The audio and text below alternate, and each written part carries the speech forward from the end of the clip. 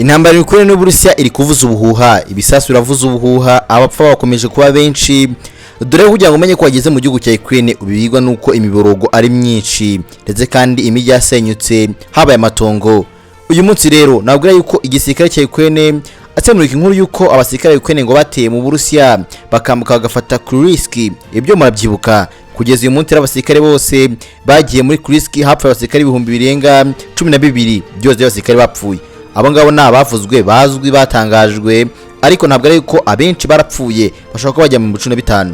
Ariko se wamenye yuko ubwo abasirikare bamaze kugotwa bagagoterwa muri Kursk ku buryo n'ibiryo kubagiraho bigoranye.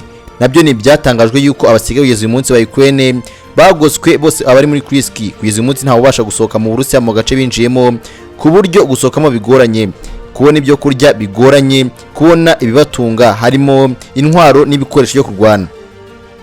Uyu munsi ariko ntago urwana bigikomeje kubera ko abasirikare bose bisa nkaho hari abatangiye kwikiriza ingabo z'Uburusiya. Wamenye yuko se ingabo z'Uburusiya kugeza uyu munsi zatangiye kwakira abasirikare ba Ukraine bose bari kujya ku rugamba, kubera ko Ukraine gufata abasirikare kabajyana ku rugamba ku ngufu, bose bagira bakahita bajya kwikiriza Uburusiya.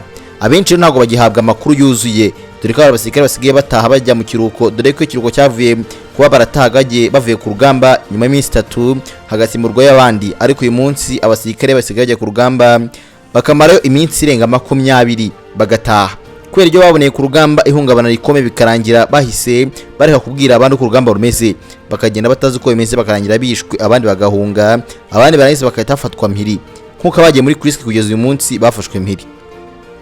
Hari abasirikare bakomeye cyane kugeza uyu munsi bavuze ko ndetse kandi n'igihugu cyabo bateye umubare mubi cyane mu gutera igihugu cy'Uburusiya, dore yuko Ukraine yatangaje ko yateye igihugu cy'Uburusiya kugira ngo ibashe kuba yatuma Uburusiya bwemera ibiganiro.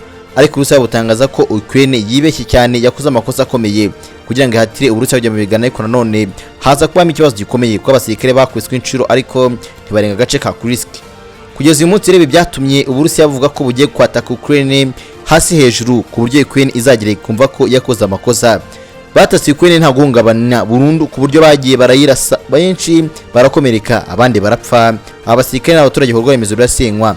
Ariko nyuma y'iko byose byabaye, ntabwo ari yuko abasirikare none ba Ukraine bari bagiye muri Kursk bahamye, kubera ko Uburusiya bwahise bwinjira mu burasirazuba bw'igihugu cya Ukraine, buhagaba ibitero bikomeye cyane hafi mu mujyi wa Pokrovsk, gufatwa umujyi ukomeye nubwo nabwo haburi ibihe bito kugira ngo bafatwe. Kugeza umunsi hari imijyi Uburusiya busigaye bugeramo ingabo za Ukraine zigahunga zitarwanye, kubera gutinya ko zashira ku rugamba, kubera ko ibikoresho bisigaye ari bikeya, yewe Abarusiya basigaye bafite ibikoresho bihambaye, ukongeraho yewe ndetse n'ibiryo, imiti, byose bisigaye bikenerwa. Abarusiya bafite byose, ku buryo usanga n'ingabo bwazo zikubye inshuro 10 iza Ukraine.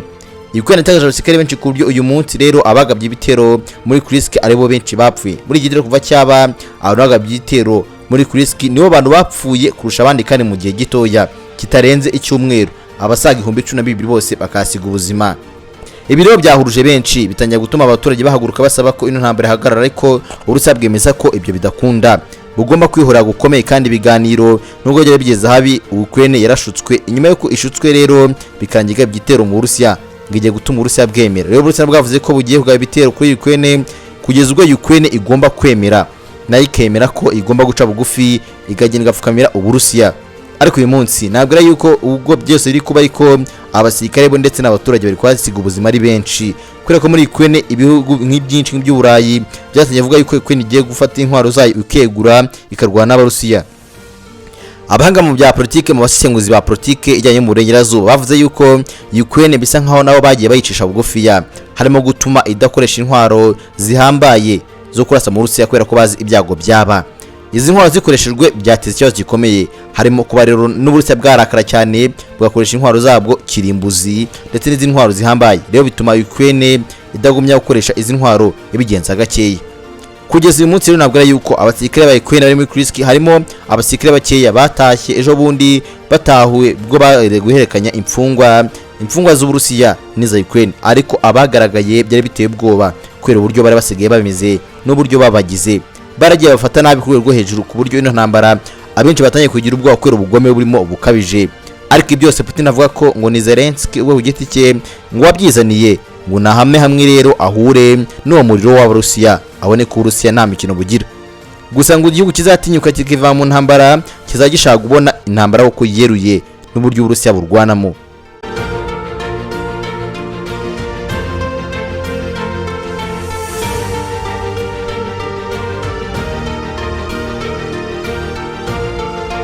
Gusa nubwo byose biri ko ariko ngo nta urwana burya n'udakoramo niyo waba umurusha imbaraga ute nawe arwana akoramo.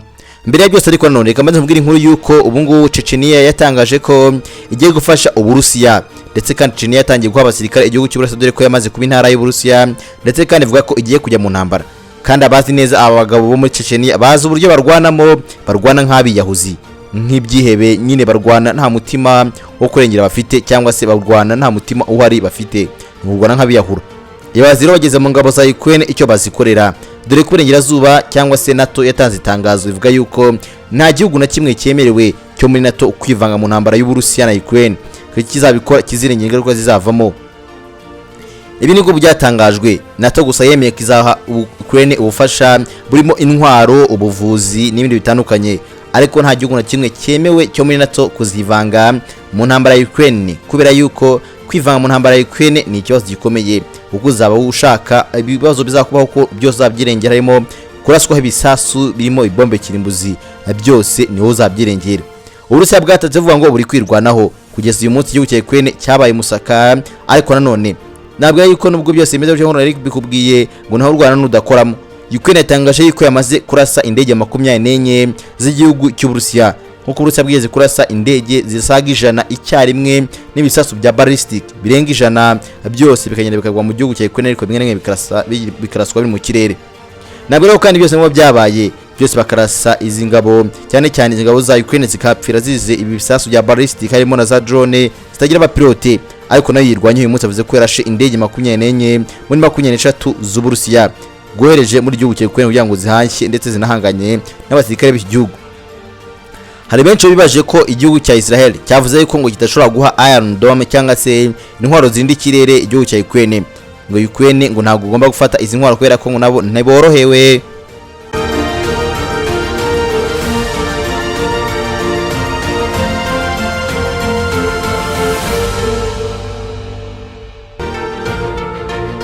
Nabo niborohewe n'ingabo z'abanye-Palestina cyangwa se ingabo za Hamas zibamire nabi cyane, ariko tuve muri Israel.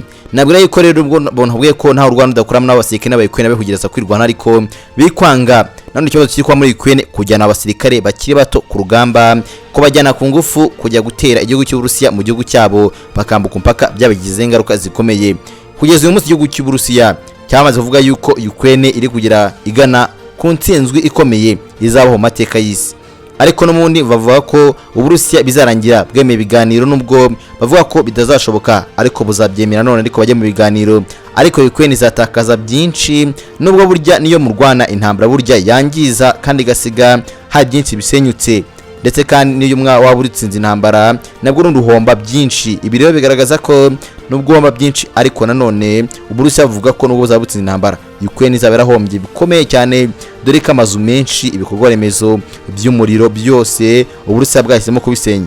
Ejo bundi bavuga ko bateye igihugu cy'Uburusiya muri Krisk, Uburusiya bwavuze ko bugiye gusenya ibikorwa remezo cyari cyose cyo muri Ukraine, aho bazabagera basige ari amatongo. Gusa ukibaza ngo amatongo bazasigamo none se bo ntago bashaka igihugu bakigarurira, kibi cyabo amatongo azagebwamo nande? Benshi avuga yuko Putin nubwo ibyo ariko bikora, ariko avuga yuko Ukraine niba yemeye gutuza igashyira hamwe, igashyira sagapira, bazemera kujya mu biganiro ndetse kandi bikagenda neza. Gusa yavuze ko kandi ejo bundi rwose gutangazamakuru yatangaje ko nubwo byose byabaye ejo bundi ho gatoya, yavuze yuko mu biganiro yatanze Ukraine yari igiye kubona uburyo ijya mu biganiro neza kandi bigarangira intambara irangiye, ariko ikora ikosa rimwe gusa. Iryo kosa ni ryo kwataka Krisk ishaka kwifata ngo mu rwego guhatira Putin kujya mu biganiro. Nkuko waramaze iminsi umva neza ko nta mirwano yabagaho, nta mirwano myinshi yari kurangwa muri ibice, buri gihugu cyari cyaragumyeho cyafashe. Uburusiya bwagumyeho byafashe ndetse tangiye no gusubira inyuma, ariko birangira Ukraine ikoze ikosa yataka Uburusiya. Uburusiya bwavuze ko kwataka yewe Zelensky agiye guhura n'ibibazo bikomeye. Amakuru avuga ko nanone Zelensky nyuma yuko urugamba arutsinzwe ubundi ngazahungira he. Ngibi bivuga ko nkuko Zelensky azahunga ni nako Gaddafi byamugendekeye, muri bizaba ari kuri igihugu. Uzasanga Zelensky igihugu yabaracyoreshye mu ntambara, petroli iri muri Ukraine icururwa n'abanyamahanga, ariko nanone nyuma yuko atsinzwe intambara nta kindi azakora uretse guhunga bagahungira mu Burayi na Amerika, ubundi igihugu akagisigira ba rushimusi.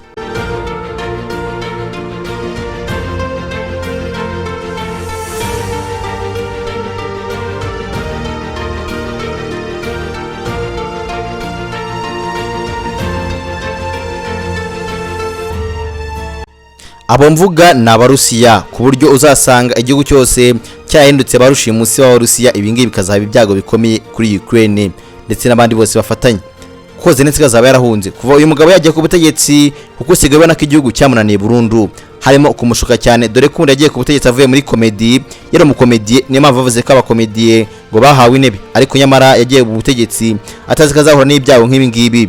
Nyuma y'uko uyu mugabo agiye ku butegetsi yese ahura n'ikibazo gikomeye, dore ko ibya politike bisa nkaho nubwo atarabizi neza, ariko yagiye ku butegetsi asesa cyane, ari umukomedi, ariko yagiyemo abo murakare kubera ibyahuye nabyo ku butegetsi bwe. Putin yaramwatatse azira kutamenya politike no kuyikina. Putin yamubwiye ejo bundi mu kiganiro cyatanzwe kuri televiziyo y'igihugu yo mu Burusiya, avuga yuko Zelensky ntagazi politike, ntagazi kuyikina, baramufasha bamugira akana batwara uko bishakiye.